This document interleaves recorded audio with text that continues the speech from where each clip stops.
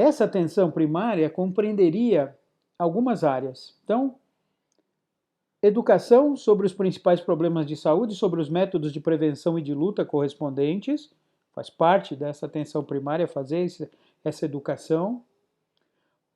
Promover a aportação, né, entregar às pessoas, garantir às pessoas alimentos adequados para uma nutrição apropriada. Então, a nutrição faz parte da atenção primária, lógico que faz. Um abastecimento adequado de água potável, porque as doenças de veiculação hídrica foram e continuam sendo, em muitos países, as principais doenças que acometem as populações dos países em desenvolvimento. A falta de saneamento básico é outra situação que adoece as pessoas. A não destinação adequada do esgoto faz com que as pessoas se exponham ao esgoto. E faz com que esse esgoto que é jogado normalmente a céu aberto acabe contaminando o ambiente por onde as pessoas passam e muitas vezes a água servida, que pode até ser encanada, mas na maioria das vezes o encanamento passa por dentro do esgoto. E outro aspecto importante é a assistência materno-infantil, com a inclusão do planejamento ou da planificação familiar, não como uma imposição de cima para baixo, não como uma determinação de quem tem mais, determinando que a população mais carente vai ter ou não pode ter filhos. Não é dentro desse contexto, é dentro do contexto de permitir às pessoas, oferecer às pessoas a possibilidade de elas fazerem essa planificação de acordo com a vontade delas, de acordo com as condições socioeconômicas que elas tenham para manter um número de filhos que elas acharem adequados para a sua condição socioeconômica. Outro aspecto importante que deveria ser abordado na atenção primária é a imunização contra as principais enfermidades infecciosas. Nesta época que nós estamos falando aqui, em Alma Ata, 70, 80, nós já tínhamos vacina para a maioria das doenças, nós já tínhamos as vacinas que compõem o nosso calendário vacinal hoje, a maioria delas. Então já se sabia e já se tinha recursos para evitar o aparecimento de doenças. A prevenção e a luta contra enfermidades endêmicas locais. Então, de novo, o que é uma endemia? Uma doença endêmica é aquela doença que ocorre sempre dentro de um número esperado de casos. Então, nós esperamos que todo ano aconteçam casos de dengue. Nós esperamos todo ano que aconteçam casos de doenças que ainda não foram erradicadas. Se estes casos se mantêm sempre no mesmo nível, a doença é considerada endêmica, ela está presente sempre numa quantidade homogênea, quantidade igual. No momento em que os casos sobem muito, ultrapassam aquilo que a gente esperaria para essa doença, nós vivemos uma epidemia, certo? Se essa epidemia acomete populações de vários continentes, nós estamos diante de uma pandemia, que é o que está acontecendo agora com o coronavírus. E que aconteceu há 10 anos atrás com o H1N1. E que aconteceu há 100 anos atrás com o H1N1 de novo, que surgiu nos Estados Unidos. Uma mutação que acabou matando milhares e milhares e milhares de pessoas, primeiro nos Estados Unidos, depois se espalhou pelo mundo, mas a doença acabou ficando conhecida como gripe espanhola, quando na verdade a gripe era de origem norte-americana. A mutação havia ocorrido originalmente nos Estados Unidos e de lá se espalhou para o mundo. Mas existia, portanto, a preocupação de imunizar pessoas. Imunizar pessoas garante pessoas saudáveis para todas aquelas doenças para as quais a gente tem vacina.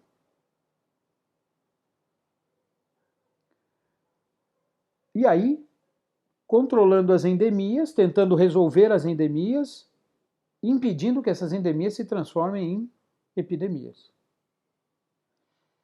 Também deveria envolver o tratamento apropriado das enfermidades e traumatismos comuns do dia a dia, caiu, bateu a cabeça, quebrou um braço, criança vive quebrando o braço, quebrando a perna, cai daqui, cai dali, um trabalhador se acidenta, todas essas coisas deveriam também fazer parte das ações da atenção primária. E a atenção primária deveria disponibilizar às pessoas medicamentos essenciais, aqueles medicamentos mais usados no dia a dia. Também reforçava, de novo, o fato de que deveria incluir a participação, além do setor saúde, de outras atividades relacionadas a ações que interferem diretamente na qualidade de vida das pessoas.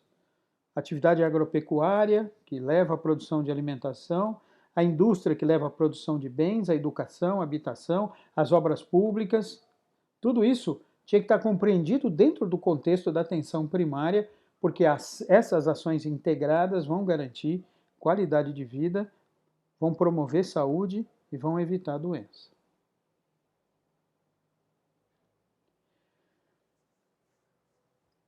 E também recomenda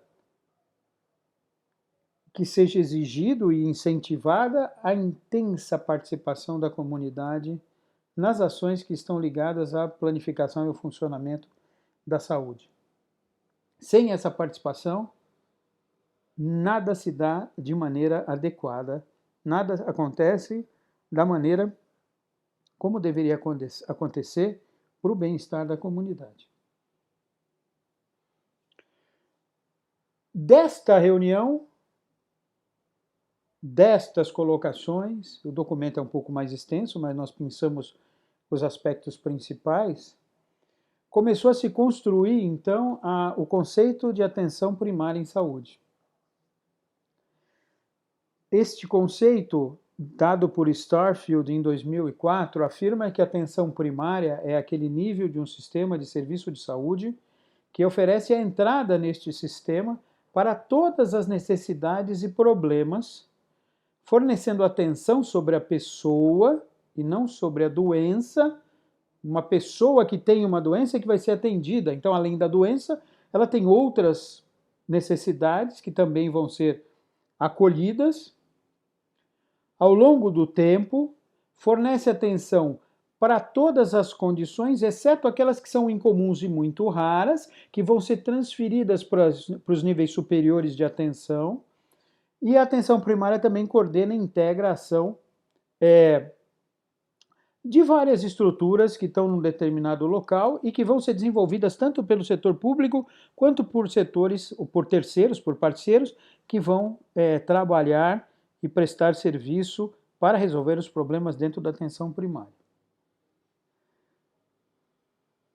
No Brasil, em 2005, depois de passar a década de 90 toda tentando estruturar o Programa de Estratégia de Saúde da Família, que nós vamos discutir com calma na próxima aula, o Ministério da Saúde lançou esta definição da atenção primária no Brasil, como a atenção básica, ou atenção primária em saúde, como um conjunto de ações de caráter individual e coletivo. Então eu estou olhando para o indivíduo doente e para a comunidade onde ele está inserido, situadas no primeiro nível de atenção dos sistemas de saúde, voltadas para a promoção da saúde, a prevenção de agravos, o tratamento e a reabilitação. Vejam que aqui fica claramente estabelecida que tudo será feito no nível primário até a reabilitação das doenças que são mais usuais no nível primário de atenção. Essa é a definição da APS. A APS, então, essa a porta de entrada, e aquilo que a APS não conseguir resolver, ela vai encaminhar para os outros níveis de complexidade do sistema. Um outro conceito de APS, esse de Aleixo, de 2002, fala que a atenção aos cuidados primários de saúde, como são entendidos naquela época, constituíam um conjunto integrado de ações básicas articulado a um sistema de promoção e assistência integral à saúde. Uma outra maneira, um pouco mais enxuta, de dizer a mesma coisa que a gente viu até agora, tá certo? Uma outra discussão é importante a gente colocar aqui, que está relacionada com o embate que existiria entre a atenção primária, atenção feita por médicos generalistas, e o trabalho dos especialistas.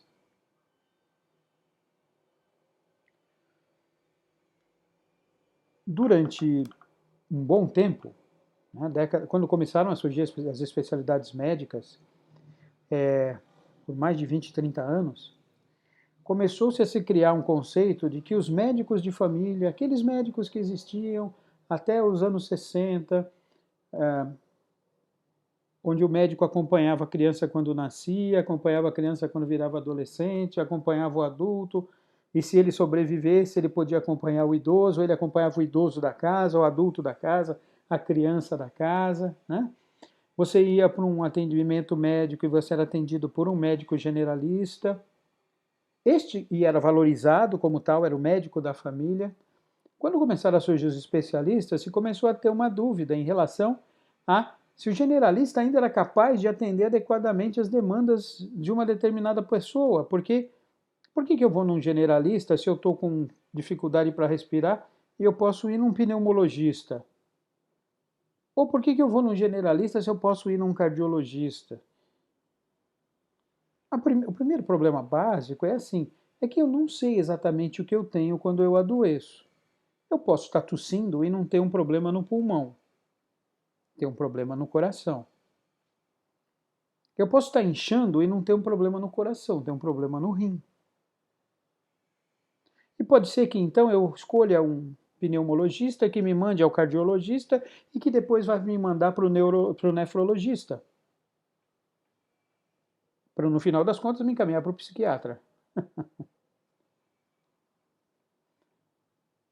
Essa discussão começou a vigorar e a ficar mais intensa, então, nos anos 70, nos anos 80. Porém, vários pesquisadores na questão da saúde pública começaram a investigar e a entender como que se dava, como eram os indicadores de saúde nas áreas onde a medicina estava baseada na atenção por um médico generalista ou no trabalho dos especialistas, né?